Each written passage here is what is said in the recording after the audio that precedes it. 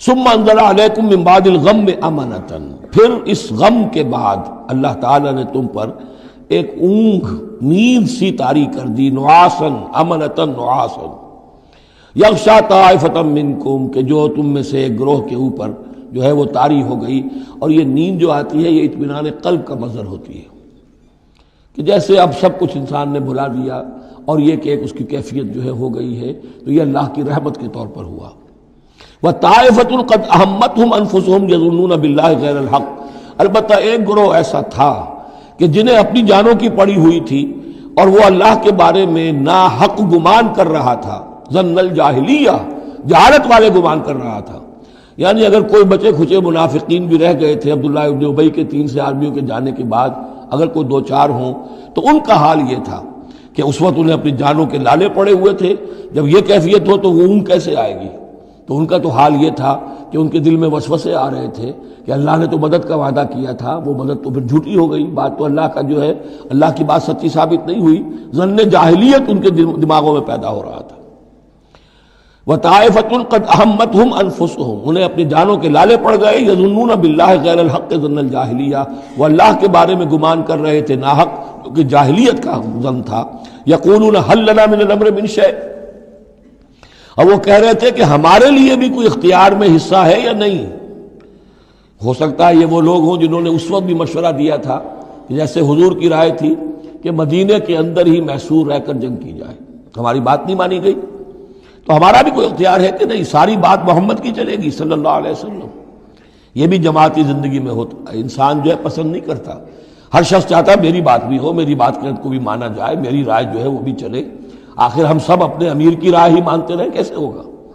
تو حل لنا من الامر من شیء، وہ ہمارے بھی اختیار میں کچھ ہے یا نہیں، ہمارا بھی کوئی اختیار ہے کہ نہیں؟ قل، کہہ دیجئے، ان الامر کلہ للہ، امر اور اختیار تو کل کا کل اللہ کے لیے ہے۔ یخفون فی انفسہم ما لم یبدون لک، اے نبی یہ اپنے دل میں وہ بات چھپا رہے ہیں ما لا یبدون لک، جو آپ پر ظاہر نہیں کر رہے۔ ان کے دل میں کیا ہے اب اللہ کھول کر بتا رہا ہے۔ یقولون لو کان لنا من الامر شیء، یہ کہہ رہے ہیں کہ اگر ہمارا اختیار چلتا، ہماری رائے مانی جاتی، ہمارے مشورے پر عمل ہوتا، ما قتلنا ہا ہونا، تو ہم یہاں قتل نہ ہوتے، یعنی ہمارے اتنے لوگ یہاں پر شہید نہ ہوتے۔ قل، اے نبی ان سے کہیے، لو کنتم فی بیوتکم، اگر تم سب کے سب اپنے گھروں میں ہوتے، لبرز الذین کتب علیہم القتل، تب بھی جن لوگوں کے حق میں اللہ کا فیصلہ ہو چکا تھا کہ وہ قتل ہوں، وہ تو کشا کشا میدان میں پہنچ جاتے، الی مضاجعہم، جو بھی ان کے کھیت رہنے کی جگہیں تھیں اللہ کے علم میں، انہیں وہاں پہنچ جانا تھا۔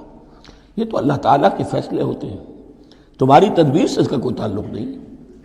جن کے لیے یہ طے تھا اللہ کے علم میں، اللہ کی مشیت میں، کہ انہیں یہ جو خلعت فاخرہ ہے، شہادت کی پہنانی ہے، وہ آتے خود بخود پہنچ جاتے، گھروں سے نکل کر آتے کشا کشا۔ وَلِيَبْتَلِيَ اللَّهُ مَا فِي صُدُورِكُمْ، اور یہ تو اللہ تعالیٰ اصل میں جھان پھٹک کر رہا ہے جو تمہارے دلوں میں ہے، اس کی ابتلا کر رہا ہے، آزما رہا ہے۔ وَلِيُمَحِّصَ مَا فِي قُلُوبِكُمْ، اور تاکہ وہ بالکل پاک اور خالص کر دے جو کچھ تمہارے دلوں میں ہے۔ وَاللَّهُ عَلِيمٌ بِذَاتِ الصُّدُورِ، اور اللہ تعالیٰ سینوں کے اندر کی مخفی باتوں کو بھی جانتا ہے۔ إِنَّ الَّذِينَ تَوَلَّوْا مِنكُمْ يَوْمَ الْتَقَى الْجَمْعَانِ، وہ لوگ کہ جو میدان جنگ سے چلے گئے اس دن جس دن کی 2 جمعیتیں ایک دوسرے کے مقابلے میں آئیں۔ یہ تذکرہ ہو رہا ہے کچھ ایسے حضرات کا کہ جو جنگ کی جب شدت ہوئی تو وہ جان بچانے کے لیے، جیسے کچھ لوگ کوہ احد پر چڑھے تھے، وہ ذرا اس سے آگے بڑھ کر میدان ہی سے فرار کر گئے۔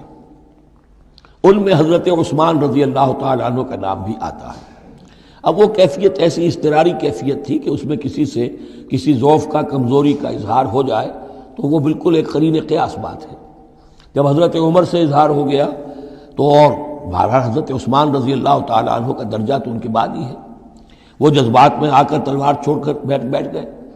تو اسی طرح کی بات ہے، ان الذین تولوا منکم یوم التقى الجمعان، بے شک وہ لوگ جو ہٹ گئے میدان سے، فرار کی راہ اختیار کر گئے جس دن کے 2 فوجیں آپس میں لڑی۔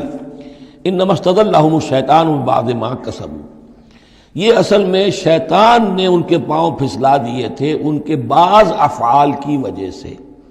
کوئی کسی وقت تقصیر ہو گئی ہے، کوئی کوتاہی کسی وقت ہو گئی ہے، اور وہ ہر ایک سے ہو سکتی ہے، معصوم تو صرف نبی ہوتے ہیں۔ اس کی وجہ سے شیطان کو پھر موقع مل جاتا ہے کہ کسی موقع پر وہ اڑنگا لگا کر اس شخص کو، خواہ وہ کتنا ہی نیک ہو اور کتنا ہی صاحب رتبہ ہو، پھر یہ کہ کہیں کسی جگہ پھسلا دے۔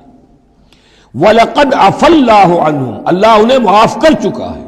یہ الفاظ بہت اہم ہیں، اس لیے کہ اہل تشیع نے اس چیز کو بہت اچھالا ہے۔ حضرت عثمان کی جو ہے وہ توہین کرتے ہیں اور ان کے اوپر تنقید کرتے ہیں کہ یہ تو بھاگ گئے تھے میدان جنگ سے پیٹ دکھا کر، اب وہاں یہ بھول جاتے ہیں کہ اللہ تعالیٰ نے تو اعلان کیا ہے ان کی معافی کا، چاہے حضرت عثمان تھے یا اور بھی تھے۔ وَلَقَدْ عَفَا اللَّهُ عَنْهُمْ، اللہ انہیں معاف کر چکا ہے۔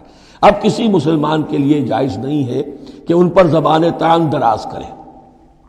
ان اللہ غفور حلیم، یقیناً اللہ تعالیٰ معاف فرمانے والا اور حلم والا ہے، حلیم۔ یا ایھا الذین آمنوا لا تکونوا کالذین کفروا وقالوا لاخوانہم اذا ضربوا فی الارض او کانوا غزا لو کانوا عندنا ما ماتوا وما قتلوا، اہل ایمان تم ان لوگوں کے مانند نہ ہو جاؤ جنہوں نے کفر کیا اور جنہوں نے اپنے بھائیوں کے بارے میں کہا جبکہ وہ تھے زمین میں سفر پر نکلے ہوئے یا کسی جہاد میں شریک تھے، اگر وہاں وہ ان کا انتقال ہو گیا، لو کانوا عندنا ما ماتوا وما قتلوا، کہ اگر ہمارے پاس ہوتے تو نہ مرتے نہ قتل ہوتے۔ ہر شخص کی موت کا وقت تو معین ہے، تمہارے جیب میں، تمہاری گود میں بیٹھے ہوئے ہوں تب بھی موت آ جائے گی، چاہے وہ کہیں بڑے ہی مضبوط پہروں والے قلعوں میں ہو، موت تو وہاں بھی پہنچ جائے گی۔ تو تم ان لوگوں کی طرح کی باتیں نہ کرو، یہ تو کافروں کی طرز کی باتیں ہیں۔ اگر ہمارے پاس ہوتے، اگر جنگ میں نہ جاتے تو بچ جاتے، یوں ہو جاتا تو یوں ہو جاتا، یہ ساری باتیں در حقیقت جیسے ایک حدیث میں آتا ہے، حضور نے فرمایا ان کلمۃ لو تفتح عمل الشیطان، یہ لو کاش یوں ہو جاتا، کاش ایسے ہو جاتا تو یوں ہو جاتا، یہاں سے اس کلمے ہی سے شیطان کا عمل شروع ہو جاتا ہے۔ جو ہوا اس لیے ہوا کہ اللہ کو اس کا ہونا منظور تھا، اس کی حکمتیں اسے معلوم ہیں، آپ اس کی حکمت کا احاطہ نہیں کر سکتے۔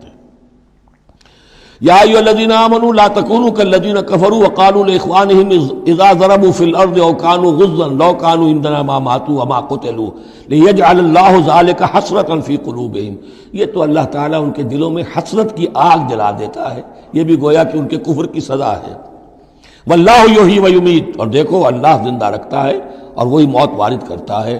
واللہ بما تعملون بصیر، اور جو کچھ تم کر رہے ہو اللہ اسے دیکھ رہا ہے۔